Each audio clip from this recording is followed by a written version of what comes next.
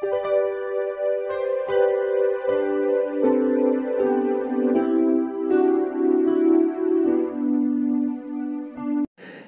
Students, প্রথমেই UK educational টিপসের পক্ষ থেকে তোমাদের সকলকে স্বাগত জানাই। প্রথম পর্যায়ক্রমিক মূল্যায়ন সাজেশন হিসেবে আজকে যে ভিডিওটি দেওয়া হয়েছে তোমরা লক্ষ্য করো। ক্লাস 8 অর্থাৎ অষ্টম শ্রেণীর 2025-এর ফার্স্ট ইউনিট টেস্টের পরিবেশ ও বিজ্ঞানের সাজেশনের পার্ট 2 আজকের ভিডিওতে আলোচনা করা হয়েছে। এই প্রশ্নগুলো ভেরি ইম্পর্ট্যান্ট তোমাদের আগামী পরীক্ষার জন্য। সুতরাং স্টুডেন্টস, তোমরা ভিডিওটির শুরু থেকে শেষ পর্যন্ত প্রত্যেকটা প্রশ্ন এবং উত্তর গুরুত্ব সহকারে লক্ষ্য করো এবং তৈরি করে নাও। আজকে প্রথমে হচ্ছে সঠিক উত্তরটি নির্বাচন করে লেখো। এখানে প্রথম প্রশ্ন হচ্ছে ঘনত্বের এসআই এককটি হলো, এটা কি হবে না, এসআই এককটি হলো, ঘনত্বের এসআই এককটি হলো কিলোগ্রাম পার ঘনমিটার। অতএব অপশন ডি হচ্ছে সঠিক অ্যান্সার। এবার নেক্সট 2 নম্বর প্রশ্ন, স্প্রিং তুলার সাহায্যে যে রাশি মাপা হয় তা হলো। স্প্রিং তুলার সাহায্যে কোন রাশি মাপা হয়? ঘনত্ব, আয়তন, ওজন। স্প্রিং তুলার সাহায্যে ওজন মাপা হয়। নেক্সট প্রশ্ন, প্লবতার একক। প্লবতার একক হলো হচ্ছে যে কোনো অপশন হচ্ছে, তার মধ্যে সঠিক অ্যান্সার হচ্ছে নিউটন। প্লবতার একক হচ্ছে অপশন এ হচ্ছে সঠিক অ্যান্সার, নিউটন। নেক্সট 4 নম্বর, একটি বস্তুকে কোনো তরলে নিমজ্জিত করা হলো, বস্তুটি ওই তরলে আংশিক নিমজ্জিত অবস্থায় স্থির হয়ে ভাসবে। খুব সুন্দর প্রশ্ন, ইম্পর্টেন্ট প্রশ্ন। বস্তুটি ওই তরলে আংশিক নিমজ্জিত অবস্থায় স্থির হয়ে ভাসবে যখন বস্তুর ওজন গ্রেটার দ্যান প্লবতা বল, বস্তুর বল গ্রেটার দ্যান বস্তুর ওজন, প্লবতা বল ইকুয়াল টু বস্তুর ওজন। এই প্লবতা বল ইকুয়াল টু বস্তুর ওজন, অর্থাৎ অপশন সি হচ্ছে সঠিক অ্যান্সার। 5 নম্বর, দুটি বস্তুকে ঘর্ষণ করলে তাদের মধ্যে সমান পরিমাণে ও বিপরীতধর্মী আধানের সৃষ্টি হয়। অতএব অপশন এ হচ্ছে সঠিক অ্যান্সার, সমান পরিমাণে ও বিপরীতধর্মী আধানের সৃষ্টি হয়। এবার নেক্সট 6 নম্বর প্রশ্ন, প্রদত্ত কোন পদার্থটি খোলা হাওয়ায় ঊর্ধ্বপাতিত হয়? এখানে হচ্ছে চিনি, মোম, সোডিয়াম ক্লোরাইড, কঠিন কার্বন ডাইঅক্সাইড। এই অপশান ডি হচ্ছে সঠিক অ্যান্সার, কঠিন কার্বন ডাইঅক্সাইড। এই কঠিন কার্বন ডাইঅক্সাইড না থেকে যদি নিশাদল থাকতো তাহলে তোমরা নিশাদলে টিক দিতে। এবার 7 নম্বর, বরফের গলনাঙ্ক হলো, বরফের গলনাঙ্ক তোমরা সকলেই জানো, বরফের গলনাঙ্ক 0 ডিগ্রি সেলসিয়াস। অপশন এ হচ্ছে সঠিক অ্যান্সার। নেক্সট প্রশ্ন, ঝাঁঝালো গন্ধযুক্ত gas hydrogen sulphide. Hydrogen sulphide হচ্ছে পচা ডিমের গন্ধযুক্ত গ্যাস। আর বি হচ্ছে অ্যামোনিয়া। অ্যামোনিয়া হচ্ছে ঝাঁঝালো গন্ধযুক্ত গ্যাস। অতএব অপশন বি হচ্ছে সঠিক অ্যান্সার, অ্যামোনিয়া। নেক্সট 9 নম্বর, সবচেয়ে হালকা ধাতু। সবচেয়ে হালকা ধাতু পারদ, লিথিয়াম, অ্যালুমিনিয়াম, সোডিয়াম। সবচেয়ে হালকা ধাতু হচ্ছে অপশন বি, লিথিয়াম। লিথিয়াম হচ্ছে সঠিক অ্যান্সার। নেক্সট 10 নম্বর, আইসোবারদের ক্ষেত্রে প্রদত্ত যে কথাটি ঠিক তা হলো এদের ভর সমান, প্রোটন সংখ্যা সমান, নিউট্রন সংখ্যা সমান। এই ভর সংখ্যা সমান, এই আইসোবারদের ক্ষেত্রে ভর সংখ্যা সমান হয়। অতএব অপশন ডি হচ্ছে সঠিক অ্যান্সার। নেক্সট প্রশ্ন, কোনটি ধাতুকল্প? আর্সেনিক। এখানে অপশন এতে অপশন এ হচ্ছে সঠিক অ্যান্সার, আর্সেনিক হচ্ছে ধাতুকল্প। অপশন এ সঠিক অ্যান্সার। নেক্সট প্রশ্ন 12 নম্বর, নিউক্লিয়াসে উপস্থিত আধানবিহীন কণাটি হলো। নিউক্লিয়াসে থাকছে প্রোটন আর নিউট্রন। অতএব এই আধানবিহীন কণাটি হলো নিউট্রন। প্রোটন হচ্ছে পজিটিভ তড়িৎগ্রস্ত কণা, নিউট্রন হচ্ছে আধানহীন। অর্থাৎ অপশান সি হচ্ছে সঠিক অ্যান্সার, নিউট্রন। এইবার শূন্যস্থান পূরণ করো। 1 কেজি ভরের বস্তুকে পৃথিবী ড্যাশ নিউটন বল দিয়ে আকর্ষণ করে। তাহলে 1 কেজি ভরের বস্তুকে পৃথিবী 9.1 নিউটন, ভালো খেয়াল রাখবে, 9.8 নিউটন বল দিয়ে আকর্ষণ করে। 2 নম্বর, পৃথিবীতে গড় অভিকর্ষ ত্বরণের মান এসআই এককে কত? পৃথিবীতে গড় অভিকর্ষ ত্বরণের মান হচ্ছে 9.8 মিটার পার সেকেন্ড স্কোয়ার। ভালো করে খেয়াল রাখবে। এইবার নেক্সট, সময় বাড়ার সঙ্গে সঙ্গে পতনশীল বস্তুর বেগ ড্যাশ পায়। পতনশীল বস্তুর বেগ কি হয়? বৃদ্ধি পায়। তাহলে এখানে হচ্ছে বৃদ্ধি পায়। নেক্সট প্রশ্ন, ফেরাস আয়ন অপেক্ষা ফেরিক আয়নের চার্জের পরিমাণ। ফেরাস আয়ন অপেক্ষা ফেরিক আয়নের চার্জের পরিমাণ হচ্ছে বেশি, অতএব শূন্যস্থানে হবে বেশি হয়। নেক্সট প্রশ্ন হচ্ছে ঠিক বা ভুল নির্বাচন করো।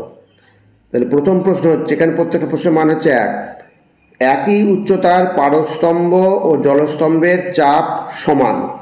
তাহলে একই উচ্চতার পারস্তম্ভ এবং জলস্তম্ভের চাপ সমান, এটা সমান নয়, অতএব হচ্ছে বিবৃতিটা ভুল। এটা হচ্ছে ভুল হবে, এটা ভুল। ঠিক ভুল, এটা হচ্ছে ভুল। যাই হোক, সব লিখতে গেলে দেরি হয়ে যাবে। এবার হচ্ছে বায়ুশূন্য স্থানে অভিকর্ষের টানে একটি পালক। ভালো করে খেয়াল, সুন্দর প্রশ্ন। বায়ুশূন্য স্থানে অভিকর্ষের টানে একটি পালক ও একটি কয়েন একই সময়ে নিচে পড়বে। এটা হচ্ছে সঠিক অ্যান্সার, এটা হচ্ছে ঠিক। এবার 3 নম্বর, হিরে তাপ ও তড়িতের সুপরিবাহী। ভেরি ভেরি ইম্পর্টেন্ট প্রশ্ন, খুব ভালো করে রাখবে। এখান থেকে অনেক রকমভাবে গড়িয়ে প্রশ্ন আসতে পারে। হিরে তাপ ও তড়িতের সুপরিবাহী, এটা হচ্ছে ভুল। কারণ হচ্ছে হিরে তাপের সুপরিবাহী কিন্তু তড়িতের কুপরিবাহী, অর্থাৎ বিবৃতিটা ভুল। 4 নম্বর, কঠিন অবস্থায় অনুপরমাণুরা কাছাকাছি থাকলেও তাদের মধ্যে কিছুটা ফাঁকও থাকে, অর্থাৎ এটা হচ্ছে সঠিক বিবৃতি, অর্থাৎ এটা হচ্ছে ঠিক। এবার নেক্সট, একটি বা দুটি শব্দে উত্তর দাও। এখানে প্রত্যেকটা প্রশ্নের মান হচ্ছে 1। প্রথম প্রশ্ন হচ্ছে, একটি ধাতুর নাম অথবা চিহ্ন লেখো যা লঘু সালফিউরিক অ্যাসিডের দ্রবণ থেকে হাইড্রোজেন গ্যাস মুক্ত করতে পারে না। এখানে পারে না বলেছে, অতএব পারে না হচ্ছে কপার, Cu। ভালো করে মনে রাখবে।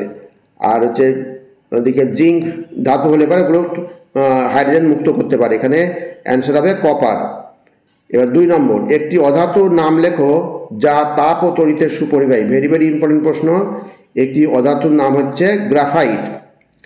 এখানে নেক্সট হচ্ছে, নিউট্রনবিহীন একটি পরমাণুর নাম লেখো।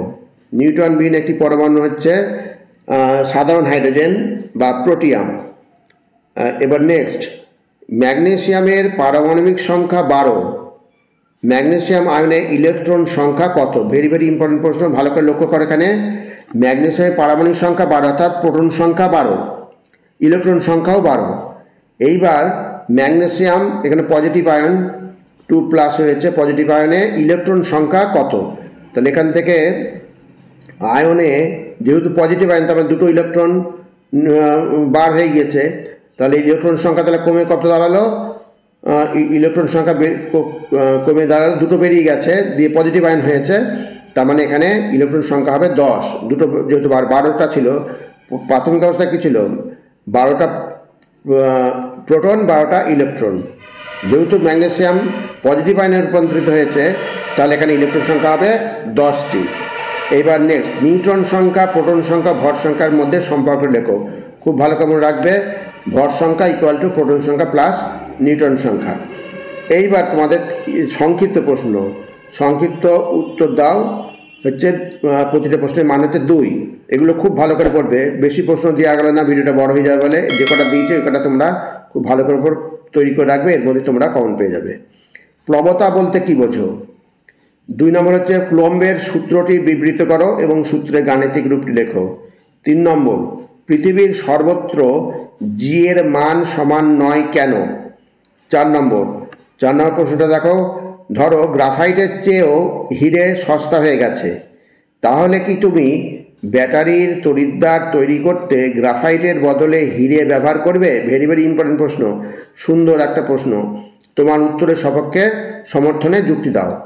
এই খানিক আগেই বললাম যে তাপ ও তড়িতের যে প্রশ্নটা ছিল, তাপ ও তড়িতের সুপরিবাহী হিরে তাপ, সঠিক না ভুলটা প্রশ্নটা ছিল।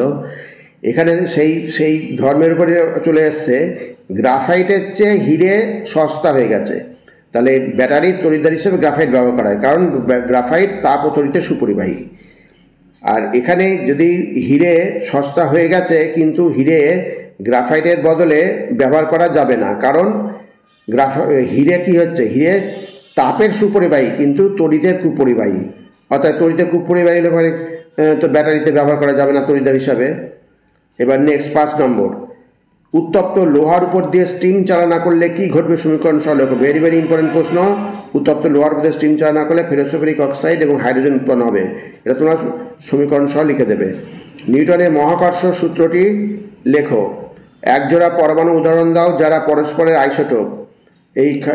এর আগে বলা হয়েছিল যে হাইড্রোজেনের আইসোটোপ সাধারণ হাইড্রোজেন প্রোটিয়াম, ডয়টেরিয়াম, ট্রিটিয়াম, এই যে কোনো দুটো উদাহরণ দিয়ে দেবে। এবার কোনো মৌলের পরমাণু ক্রমাঙ্ক ভর সংখ্যা বলতে কি বোঝায়। ভেরি ভেরি ইম্পর্টেন্ট প্রশ্ন, খুব ভালো করে পড়বে। ঊর্ধ্বপতিত হয় এমন দুটি কঠিনের নাম লেখো। আর 10 নম্বর হচ্ছে গলিত সোডিয়াম ক্লোরাইডের মধ্যে দিয়ে তড়িৎ পরিবহন ঘটে কিসের মাধ্যমে। 11 নম্বর হচ্ছে যৌগগুলির সংকেত লেখো। Aluminium sulphate, zinc oxide. এবার 12 নম্বর, কাঁচকে সিল্ক দিয়ে ঘষলে কাঁচ ও সিল্ক কোন কোন আধানে আহিত হয়। খুব ভালো করে পড়বে। এবার হচ্ছে যে বস্তুর ওজন পৃথিবী পৃষ্ঠে 60 N, চাঁদে তার আপাত ওজন কত হবে। তোমরা ভালোই জানো এটা, যে চাঁদে গিয়ে তা কী হবে, 1/6 হয়ে যাবে। চাঁদের এখানে যদি 60 হয় তাহলে ওখানে 1/6 হয়ে যাবে, তার মানে কি 10 নিউটন হয়ে যাবে। যাই হোক, এবার 14 নম্বর হচ্ছে সোডিয়াম 2311, এর ইলেকট্রন, নিউট্রন, প্রোটন ও ভর সংখ্যা কত।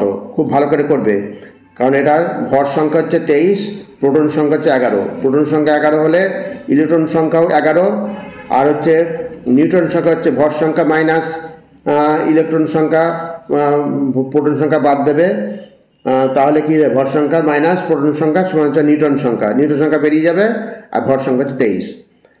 আর 15 নম্বর হচ্ছে একটা মৌল হচ্ছে এর ভর সংখ্যা 35, ইলেকট্রন প্রোটন সংখ্যা হচ্ছে বা পরমাণু ক্রমাঙ্ক হচ্ছে 17। মৌলটির পরমাণুর ইলেকট্রন বিন্যাস লেখো। তা তোমরা এটা তো রেডি করে নেবে, কোন কক্ষে কটা আছে, KLM কক্ষে কটা আছে। প্রথমে 2টো, তারপরে 8টা, 8 দিয়ে 10 দিয়ে কত হলো, তারপরে বাদ বাকিটা করে দেবে। আর 17টা আছে, তাহলে 2, প্রথম কক্ষপথে 2, K কক্ষপথে 2, K, তারপরে L 8টা, 8 আর 2 10 হয়ে গেল, আর পড়ে থাকলে কত, 7টা। 17 থেকে 10 বাদ দিলে 7, তৃতীয় কক্ষপথে থাকবে 7টা। যাই হোক, এই যে প্রশ্নগুলো দেওয়া হলো প্রত্যেকটাই ভেরি ভেরি ইম্পর্টেন্ট প্রশ্ন।